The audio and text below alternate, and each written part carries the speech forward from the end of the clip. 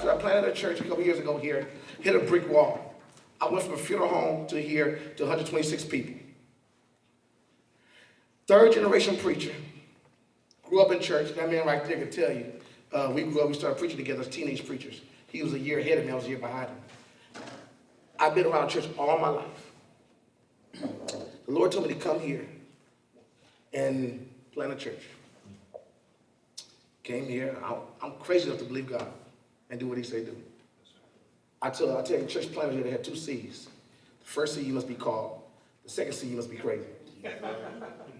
And planners understand that. And so I did it. I had an idea of how church should be because I grew up in church. Right. Read the books, went to school, got information. I even was assistant pastor of a good church. I helped start one of the biggest churches in the city. It's the biggest church now. So I knew what I was doing. I had a 3-point poem and a hoop.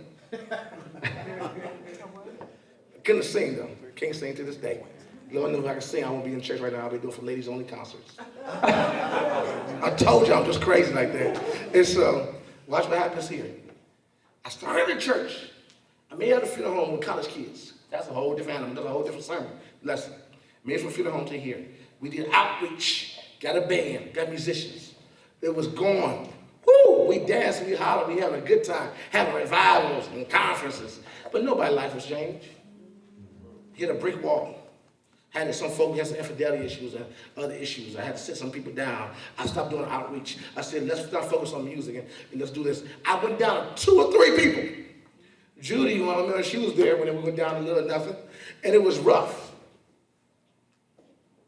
Folk I thought would leave me. My cousin even left my church. Your own cousin. You know your family. You expect your family to be there. You don't want nobody else be there. And she owe me money too, so you know I thought she had to come to church. She left. I'm just not saying hello to her now. Pray for me. I'm working. And so what happened here is that I left and went down to nothing, and I met Carlos Scott. And I said, it has to be. I said this before I met. It has to be more to this than just having church. Because I wasn't fulfilled. Wasn't happy. And I said to the church, we want to do some disciple making. Forget the music. Forget everything. And I lost everything. I had to go back to work at the funeral home. Because I was full-time ministry, because when you had to go, you raise an offering. I was raising about $6,000 a month. So you can't tell me nothing. I went from $6 to $6,000. That's big money. Because I remember when I first started, nobody was getting tithes and offering. And so I had to humble myself and get a job back at the funeral home. That was my trade. And I said, God, there's something else. And I began to get discipled, one-on-one, one-on-some, and one-on-many. You heard about that earlier last night, probably from Scott. And I said, I took the church through that. And let me tell you this, it was a long process. It's a still long process. Am I right about it, Dre, Judy? It's still, we ain't all, listen, we got a mature church, budget's met, everything's good, cool, yeah. But it's still some rough days. Disciple, I want to give you a preface, man. You can tell your story a little bit, then we can tell this real quick. Because I'm going to tell your story in a minute. Don't leave here with this fixed expectation, think everything's going to be good. Because when you go back and try to change some things in your church, be prepared to catch hell. Because discipleship is not sexy. It's not popular. Everybody don't want to do it. So it's slow and it takes time. But I tell you one thing now. My church right now is a pleasure to pastor. When I had 126 people, all the people coming feeding them, all that good stuff, some Sundays I didn't want to go to church. Because it was a machine. It was that and this. So me and Ben, we connected, and one day we was talking about, as you go to your pamphlets, we was talking, I'm going to do the first half, you do the second half, tell the story. We was talking about church growth versus church multiplication. Discipleship is multiplication, and we're saying through the scriptures. Ben's going to give you the scriptures, go through that, and I'm going to just go through certain things. Christ intended for our churches to multiply, not to grow. I'm not going to go through this, I'm not going to go through the syllabus because we'll be here all night. I want you to hit and quit it, and you read it when you're home. I think most of you guys are smart enough to read the rest. All right? But I want you see the circle? This circle is what we call a growth model. I don't have time to write it out. A growth model is to fill up a circle or a room like this. Growth is basically is that it's saying that I want to fill up a room up once on Sunday, and some of you do Bible study during the week, once on Wednesday night, Tuesday night, whatever night, or whatever. It's the B&B concept. Butts and what? Bucks.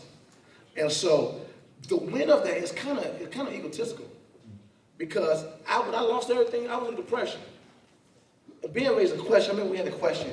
He said, if our worth of ministry is based on people coming to church Sunday and Wednesdays or whatever night, and that validates our ministry, isn't that egotistical? They come to hear us, see us, clap for us, and say amen to us. Is that about Jesus? But we are successful when they come and hear us, and they go back in their cars and go home. If that was the purpose of the church, is to get people saved, the question I ask my church every week is that if getting saved and knowing Jesus is going to heaven, after we get saved, why we die and just go to heaven? If that's the purpose of getting saved, I don't think that's the only purpose. That's one of the best purposes. Amen. Amen. The second purpose, y'all didn't fix it now because y'all like, huh? The second purpose is that the goal. Somebody say the goal. The goal. The last thing Jesus did and said is Matthew 19:20. And he says, go and what? Make disciples. But we want to grow. Grow fills up a room. Grow fills our egos. Grow. But is that when we're growing, are we going? Grow is based on vision. Turn over to the next page. Because people want vision. It's a machine. Any of us that worked in major ministries that's over 400 or 500 members, we'll tell you about the machine. It wants to reach people, but limit in effectiveness to create a real exponential change. Usually confined to one church, therefore no kingdom visions and passion. Watch what I'm saying. Sometimes when you grow in a church, you get confined to your own little community. Not outside community, your church community. Y'all, sometimes some churches are borderline cliques, and we ain't talking about doctrine. I know it's tight, but it's right. We hang out with our same people. We go to lunch with our same people. We go have Christmas party with our same people. We go have birthday parties with our same people. Everybody in our certain clique. But Jesus always kept it moving. Didn't he? The church is supposed to be, and Ben's going to hit it. He's going to hit it loud. Supposed to be multiplying. But we want to keep, not seeing. We got young men and women sitting on, Darnell talked about this, we used to talk about what purpose is sit on the pulpit every Sunday, Sunday to Sunday, for 15 years, saying amen to your pastor. He called you to preach. We got associates been out 15 years. Haven't been out there. We got young men with gifts and talents. But I got to keep them with me. You know why we're in the discipling churches in the African American community? Because we're egotistical. See, I can talk about African Americans because I'm one. And I want to be honest. We want to multiply. We want to build kingdom to ourselves, not for Jesus. See, the true kingdom is sending, not keeping. We want to keep. We want to create more titles and positions in church. But we pass in a generation of millennials, only 20% of society is having a religious life, connectedness. But we're doing good. We got more mega churches. I'm sorry, I'm in your lesson probably. But we got more hell. Something is missing. Then after vision, mission for a growing church is come and see. Well, what you mean? I want you to come see how good our lights is. Come see how good our band and worship team and our choir. All those are good. We're good, we're attractional. We want excellence. But what if you can't afford it? See, the attractional, let me tell you about attractional machine for who came from one. A attractional machine is very expensive. To plant a church, it costs a minimum $150,000. Can anybody here write that check right now? No, you can't keep up. Technology is ever changing. Cameras cost, they got new cameras every day. One light costs $3,000.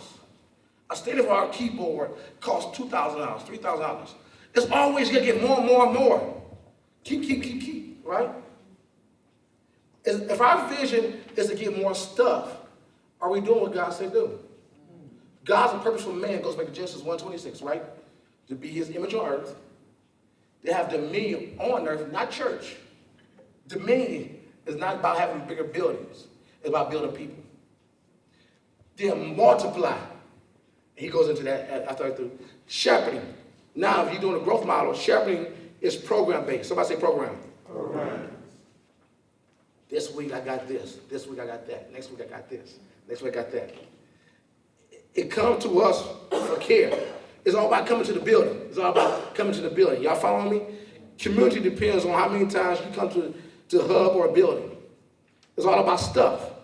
We got more mausoleums and museums than ministries.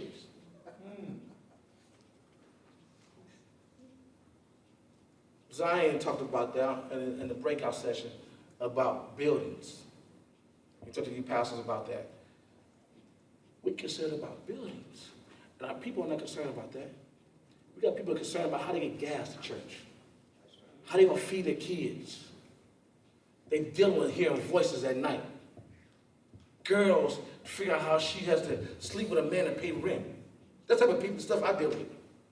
But we want more TV screens. And we want more buildings. Our win is buildings, and our win is having the Baptist choir.